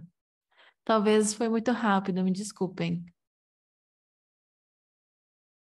Muito bem. Acho que a Luísa levantou a mão. Sim, eu tenho uma pergunta geral. Eu gostaria de saber se existe um site para conhecer os casos de sucesso sobre incidência política. De Slow Food. É uma boa pergunta. Pelo menos na Europa não temos nenhum site desse tipo. Seria bem interessante. Eu acho que é uma boa ideia para o futuro. Principalmente para motivar as pessoas e ver os casos de sucesso, porque, no final das contas, sempre falamos dos problemas e da parte negativa, mas é importante motivar as pessoas a participarem, e essa seria uma ótima ideia. Mas eu vou perguntar e depois enviamos para você. Obrigada. De fato, Luísa, e também digo ao resto, como vocês sabem, dos 3 pilares que nós temos, a biodiversidade está no nosso DNA. Nós trabalhamos com isso há mais de 30 anos. A educação também é algo que nós trabalhamos há algumas décadas. E a questão da incidência política é o pilar com o qual trabalhamos há menos tempo. E, de fato, no último Terra Madre de 2022, começamos a trabalhar de uma forma mais sistêmica, coordenando com o escritório de Slow Food, que trabalha com incidência na União Europeia e no resto do mundo também. Então, ainda estamos em uma fase de mapeamento de informações, compartilhamento, troca de conhecimento, mas ainda é necessário colocar essas informações disponíveis para fora. E podemos adotar isso também para o nosso escritório de incidência política, colocando como algo para fazer no futuro. Obrigada. Maria Renê? Olá, tudo bem? Eu tenho uma pergunta sobre se há um ponto que considere a igualdade de gênero em relação à incidência política, claro, porque acontece que há algumas questões na produção de alimentos e também na área da transformação. Não sei se essa questão foi considerada.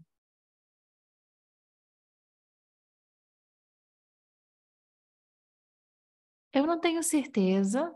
Acho que temos uma abordagem transversal e nós consideramos a questão de gênero em todos os temas, mas eu não tenho certeza se há algum documento de posicionamento específico sobre a igualdade de gênero no setor agroalimentar.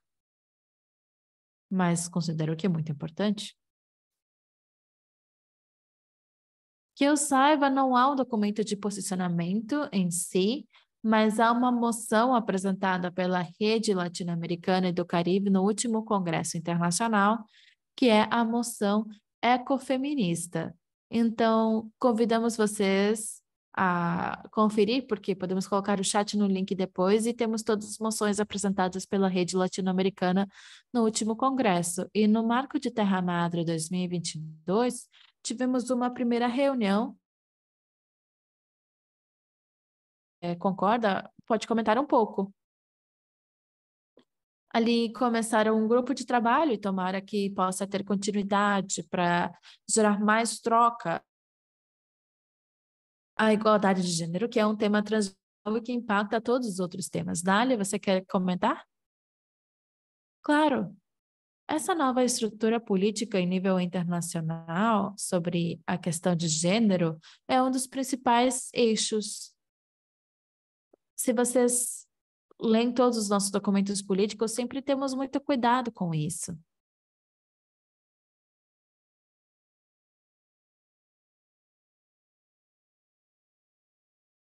Cortou a comunicação. Ali está a moção para quem não conseguiu ler. Ali já colocaram o link no chat. E em nível da salientar que a questão de gênero é um tema político muito forte.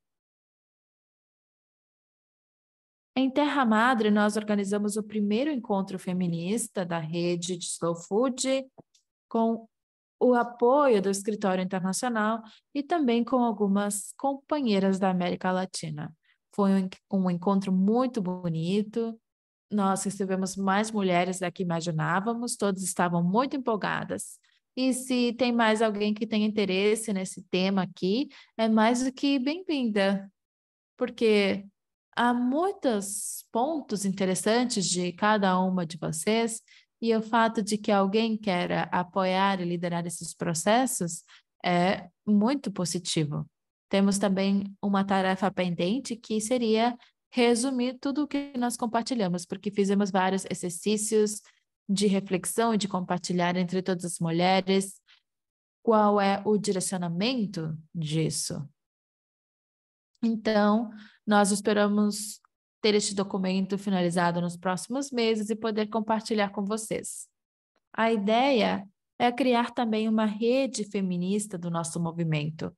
Então, muito obrigada por levantar esse tema.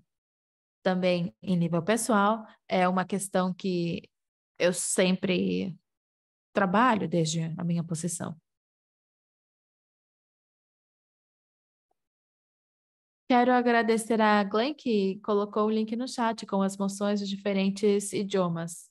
E como Dali disse, para que as moções não sejam apenas uma declaração no Congresso e que sim possam se traduzir em ações concretas, a ideia é que toda a rede possa se apropriar dessas moções e, através dos conselheiros regionais, possamos contribuir sobre de que forma implementar isso no território. Então, todos e todas estão convidados para conhecer as moções e propor ações a partir disso. Muito obrigada. Judite? Edith, me desculpe.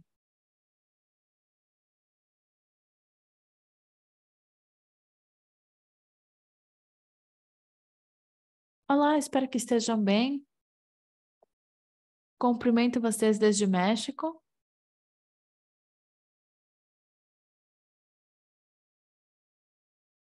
Eu estava preocupada um pouco pelo uso dos termos, porque no tempo que estamos vivendo agora, depois da pandemia, temos que pensar sobre essa questão da biodiversidade.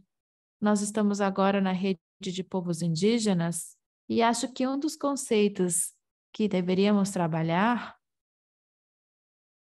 é sobre a questão do território,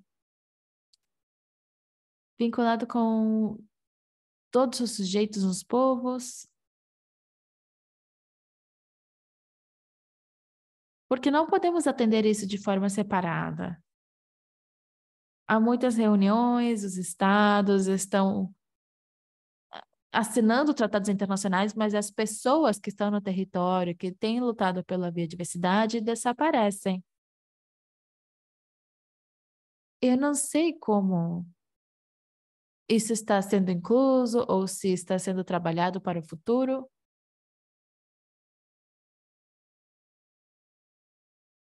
Mas eu queria entender um pouco essa abordagem política, porque, caso contrário, teremos muitas declarações de que queremos preservar a natureza, mas as pessoas, os povos, os coletivos desses povos que estão fazendo esse trabalho não têm visibilidade.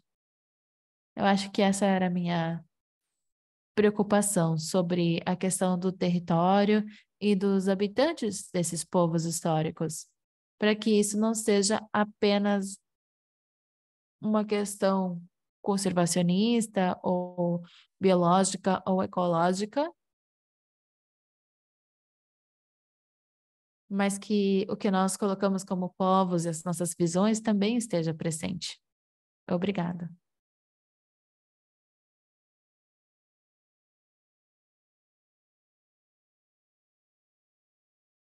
Obrigada, Edith. Eu não sei se consegui ouvir tudo que você disse, porque o áudio não era muito bom, mas eu tenho um comentário. Talvez no próximo ciclo de treinamento, em que nós vamos falar de biodiversidade biológica e cultural, sendo que nós entendemos o patrimônio da humanidade dentro do conceito da biodiversidade, que ainda estamos cultivando, protegendo os sistemas, os territórios e a identidade, vamos aprofundar um pouco mais sobre a parte humana da biodiversidade. Na sessão de hoje, o foco é na questão política, então talvez você não percebeu muito o trabalho de Slow Food nesse sentido. Mas eu espero que você possa participar da próxima sessão sobre biodiversidade. E tomara, na próxima sessão, possamos estar mais próximos dessa visão que você estava comentando dos territórios, povos e natureza. Obrigada. Patrício? Olá, boa tarde a todos. Obrigado pelas apresentações, pelas palestras, foi muito claro. Eu tenho uma pergunta sobre os passos metodológicos e o planejamento participativo na incidência política. Queria saber se Slow Food tem algum guia para apresentar essas propostas perante os municípios locais. Se vocês têm algum guia para poder apresentar desde a comunidade de Slow Food local, tendo uma referência para poder colocar essas diferentes propostas em nível municipal. Obrigada, Patrício. Rubem, você quer comentar sobre isso, sobre o trabalho que temos feito sobre incidência nas políticas urbanas? Sim, a nossa companheira Yael é a responsável de políticas urbanas e, na atualidade, ela está participando de diferentes projetos. Um desses projetos que estamos liderando do escritório Slow Food em Bruxelas é organizar um treinamento em nível local para jovens pela Europa toda. Estamos nesse processo e seria uma boa ideia que, depois desse treinamento sobre incidência política em nível local, poderemos criar um guia e poderíamos compartilhar isso com outras redes de Slow Food. Então, eu vou comentar isso para ela. Mas, por enquanto, eu acho que não temos um documento em si, mas estamos trabalhando com as ideias de forma abstrata, sem colocá-las em papel, mas é uma boa ideia. Obrigado. Bom, acho que, na verdade, não é abstrato, eu diria que estamos fazendo na prática, mas não estamos sistematizando ainda. Muito obrigada. Não sei se mais alguém tem outra pergunta, ou caso contrário, eu passo a palavra para a Sara, que fará a última atividade antes de nos despedir até a próxima semana. O que acha, Sara? Claro, perfeito. Olá a todos, todas e todes. Agora que já falamos sobre incidência política e como pode ser aplicada, nós criamos uma atividade que eu vou compartilhar na minha tela. O link será o mesmo que utilizamos antes das perguntas que já fizemos. Podem acessar agora ao Slido. Podem também digitalizar o QR Code. E vamos ver as perguntas. Agora, vamos ver se alguma coisa mudou sobre a sua percepção. Tendo ouvido falar sobre o tema, como você resumiria a incidência política ou o advocacy?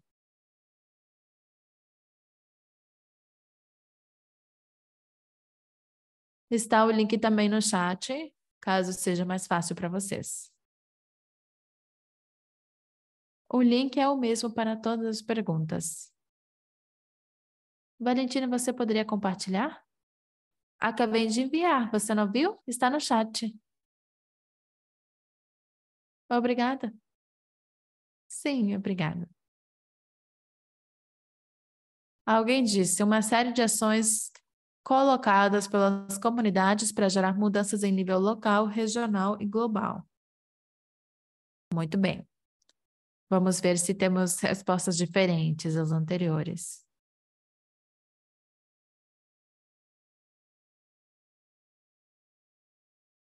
Há várias pessoas escrevendo.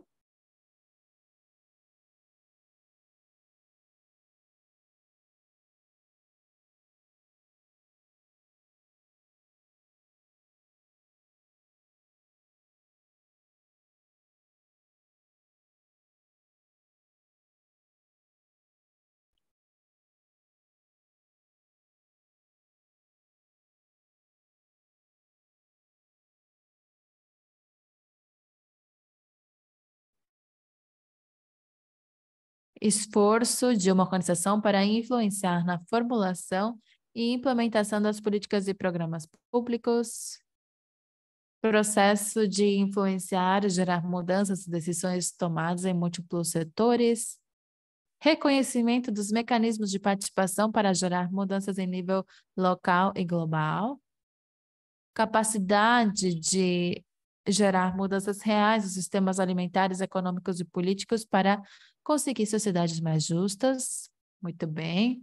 Todas as ações para influenciar sobre os problemas locais e regionais em relação aos alimentos e sua produção. Ações planejadas na comunidade para que as nossas propostas sejam consideradas. Muitas pessoas responderam, muito bem. É a ação da sociedade civil organizada para conseguir estabelecer ou reformar ou implementar políticas públicas. A incidência é o mecanismo para os cidadãos de participar de forma ativa nas políticas dos nossos países em nível global para criar mudanças que precisamos nós, da cidadania, com base no respeito dos direitos individuais e coletivos para uma boa vida para todos. Ações ou propostas de grupos de pessoas para influenciar nas decisões de interesse em nível local, nacional ou internacional. Ações que se aplicam para realizar mudanças de forma coletiva ou individual, organizar a cidadania para exercer pressão sobre os atores de diferentes níveis que têm influência em temas específicos, atividades em ação em rede que são uma soma a um processo comunitário, uma série de ações planejadas, organizadas coletivamente para influenciar nos espaços locais, regionais, nacionais ou internacionais para uma mudança dos sistemas alimentares como um ato político. Muitas pessoas responderam. A incidência política é um conceito pluridimensional que requer de sistematização, criação de parcerias e uma troca profunda para a divulgação de boas práticas e lições aprendidas com um amplo nível de inclusão e participação.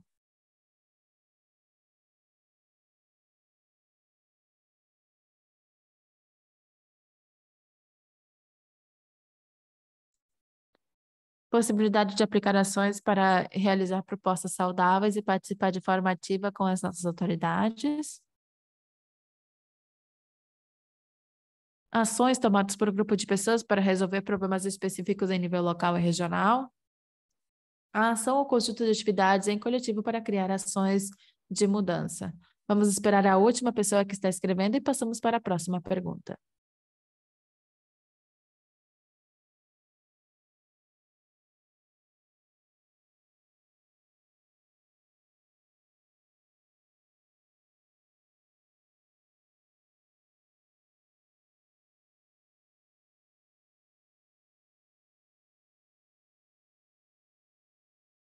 Alguém colocou, não esperem por mim, podem continuar. Então vamos continuar. Depois de ver isso, você acha que tem experiência em advocacy? Isso é para quem votou que não antes e talvez agora perceberam que já tinham experiência em advocacy.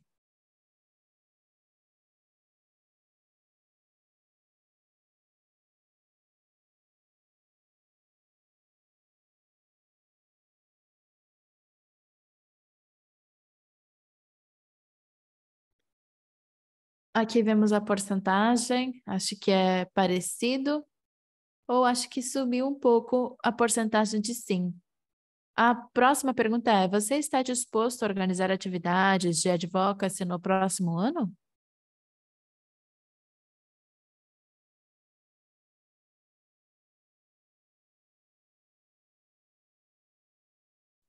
Todo mundo colocou que sim.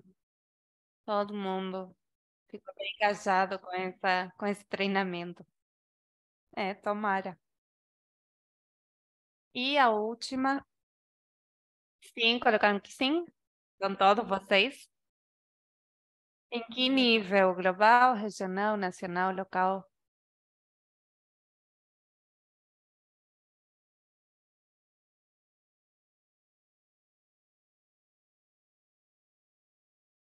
Local, regional, todos os níveis.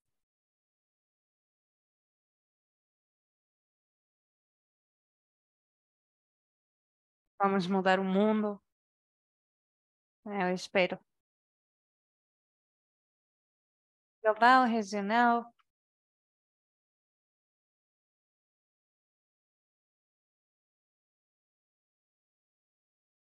Bom, acho que podemos encerrar. Passo a palavra à Valentina.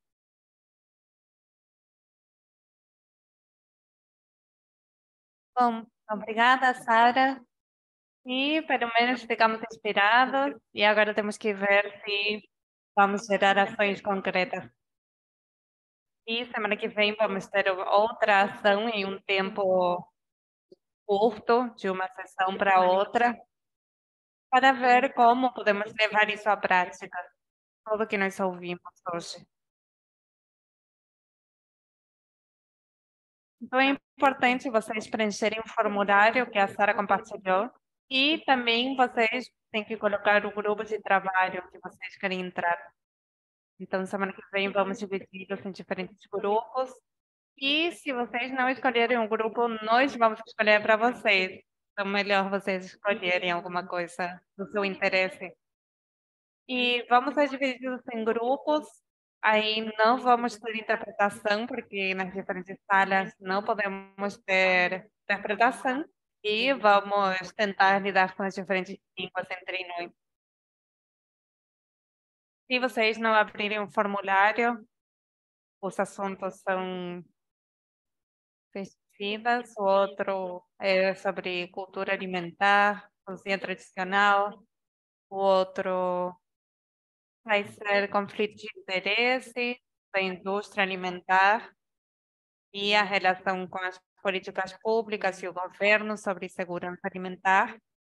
E eu estou esquecendo um, descolonizar a sua comida, que é da rede indígena.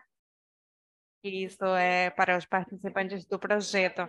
Se vocês tiverem muito interesse, vamos ver se vocês conseguem entrar. E acho que está faltando um assunto, um tópico, eu esqueci. Se os colegas puderem me ajudar sobre comedeiros e alimentação escolar. Isso, alimentação nas escolas. Isso, obrigada.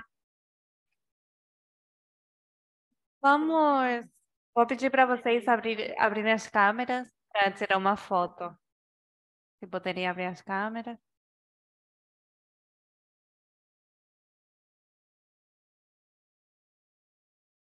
Espero que fique boa.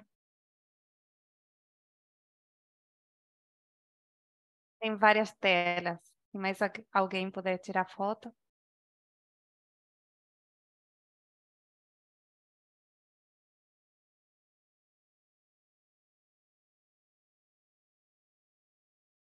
Tá faltando o Caio, que é o nosso DJ.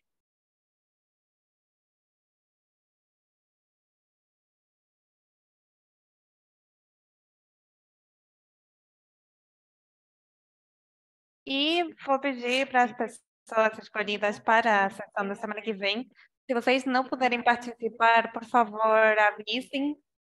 Assim, essa vaga fica para outra pessoa. Assim, evitamos que as pessoas fiquem por fora. Alguém tirou as fotos? Porque enquanto eu falo, não estou conseguindo tirar a foto. Sim, eu tirei 2. Ótimo. Sim, eu tirei. Francisco tem que tirar uma foto. Ele me fez lembrar. Então, pelo menos compartilhe uma foto comigo.